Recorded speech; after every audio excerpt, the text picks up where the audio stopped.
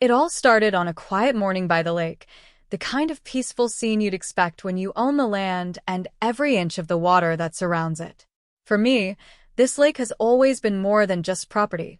It's home, history, and freedom all in one. But not everyone sees it that way. That's when she showed up. The so-called HOA Karen. You know the type, clipboard in hand, voice raised just enough to make sure the whole neighborhood hears, convinced she has authority over everything in sight. The problem? My land and my lake aren't even inside her HOA. Still, that didn't stop her from storming up to me, claiming rules and regulations that didn't exist. According to her, I had no right to be there, no right to use the lake, no right to even enjoy my own property.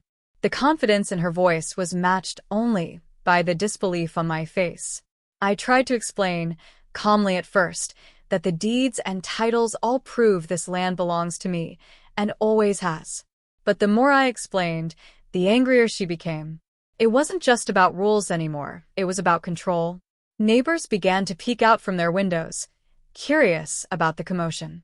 Some knew the truth, some weren't sure, but all of them could see the storm brewing.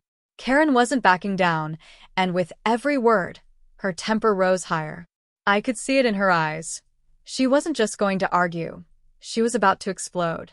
And as she inched closer, pointing toward the lake as if it were her crown jewel, I realized this wasn't just another neighborly disagreement. This was the beginning of a showdown that would leave everyone talking.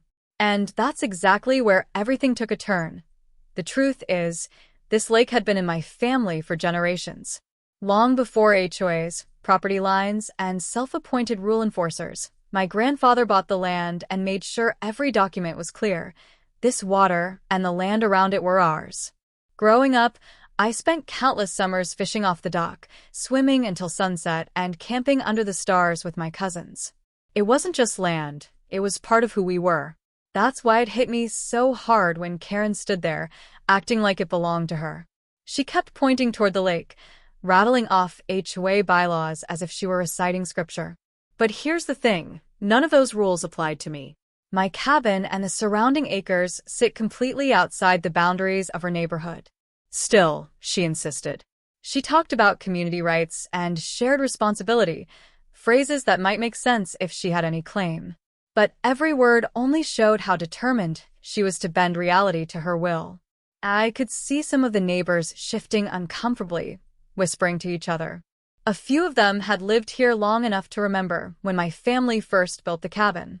They knew the truth but didn't want to get in the middle. Others, newer to the area, looked uncertain, as if they weren't sure who to believe. And that was exactly what Karen thrived on, confusion. If she could convince enough people that her HOA had authority, she'd tighten her grip over the whole area. Standing there, I felt a mix of frustration and disbelief. How do you prove something that's already carved into legal records? How do you argue with someone who refuses to hear facts? But as her voice rose louder, echoing across the lake, I realized this wasn't going to end with words alone. Something bigger was coming. Karen's shouting carried across the lake, her words sharp and unyielding. She wasn't just challenging me, she was performing for the small crowd that had gathered. Some neighbors leaned on their fences, curious to see what would happen next, while others tried to slip away quietly, not wanting to get caught in the middle. It was clear that this wasn't just about property lines anymore, it was about power, pride, and control. I could feel the weight of the history behind me, the deeds and records stacked neatly in my cabin, proof that this lake was mine. But Karen didn't care about facts. She cared about appearances, about making sure her authority looked unquestionable. The more I stood my ground, the more she raised her voice, trying to drown me out with sheer volume. It wasn't a conversation anymore, it was a battle of wills. As the tension grew, another angle of the conflict began to take shape.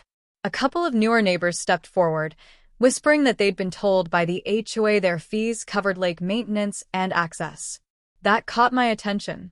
If the HOA had been charging people for something that didn't belong to them, then Karen's motives weren't just about control, they were about money. Suddenly, the situation felt even bigger than a loud neighbor throwing a tantrum. Meanwhile, I noticed one of the older residents standing quietly at the back. He was a retired surveyor, a man who had seen property lines drawn and redrawn over the years. His expression said more than words ever could. He knew the truth, but he stayed silent, maybe waiting for the right moment to step in, or maybe afraid of the storm that would follow if he did. The standoff stretched on, every second thick with tension. Karen wasn't giving up, and neither was I. And deep down, I knew the real fight was just beginning. Karen stepped closer, her finger jabbing toward the water as if every ripple belonged to her HOA. Her voice cut through the air, demanding that I pack up and leave before the board takes action. The words were bold, but the problem was clear. There was no board that had any power over me or my land.